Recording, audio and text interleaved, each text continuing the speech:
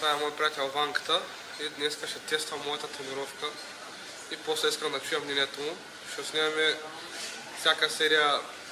всяка първа серия от упражненията и искам да чуя после какво ще каже по въпроса. Загрявката, продължаваме. Моят вид за загрявката е тренираш просто докато не се изключиш с някакви много леки неща, да не можеш да дишаш, тогава вече се загрява хубаво. И след това седам се почивам 5-6 минути, да дишам нормално и тогава започваме тренировката.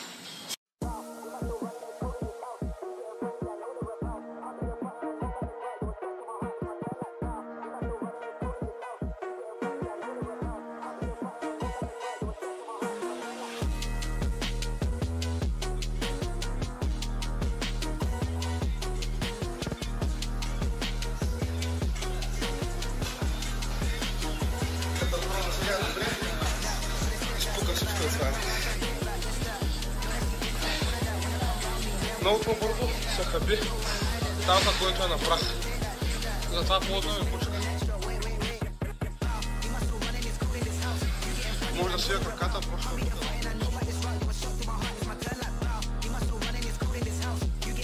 доста чисти силови на човек, който не е тренирал от много време. Но Ванката все пак е стана атлет.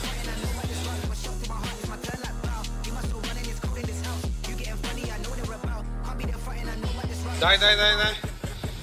Добре! Браво, бе!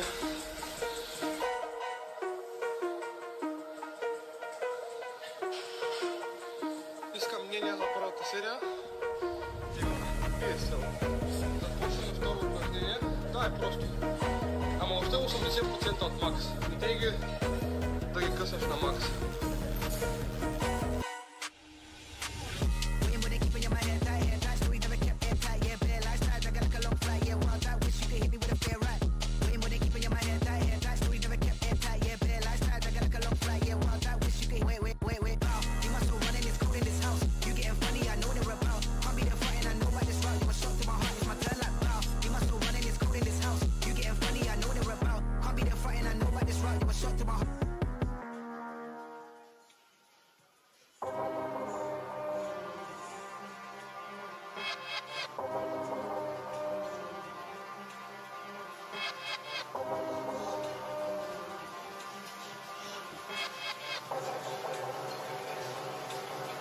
Започва набиранията.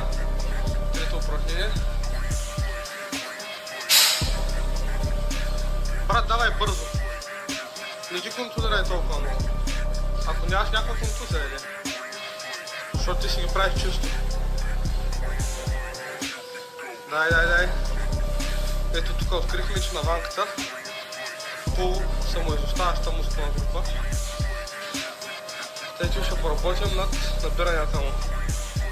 Ванка, как е? Влиза ли тренировката? Кажи, какво ти има? Лошо му е. Замаяно му е, дълъка го боли, пие му със свят. И това е. Само това ви трябва да станете здрави. И другите работи са хубави, ама и това, ако имате.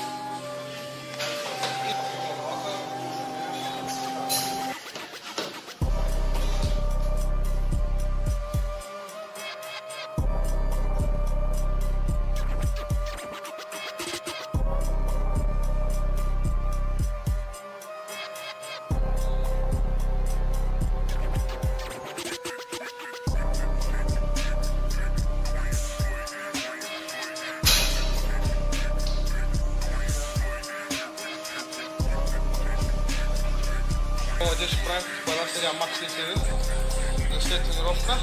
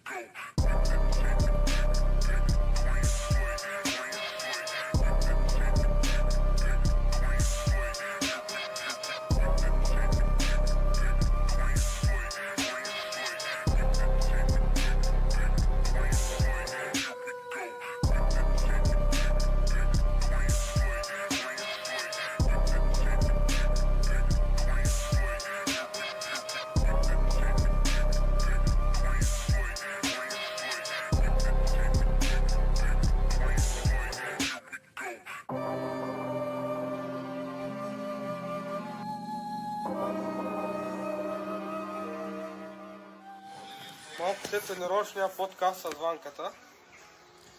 След така тренировка Ванката каза, че се чувства добре, пък аз не се чувствам никак. Аз искам да лежа с затворени очи. Така ме е най-хубаво. Чувствам се продуктивен. Живота има смисъл. Аз се чувствам зле, защото като ходях на световното, видях, че има хора, дето тренират 100 пъти повече от мене, пак аз си мисля, че тренирам здраво. И тъй, това е. Довиждане, хора.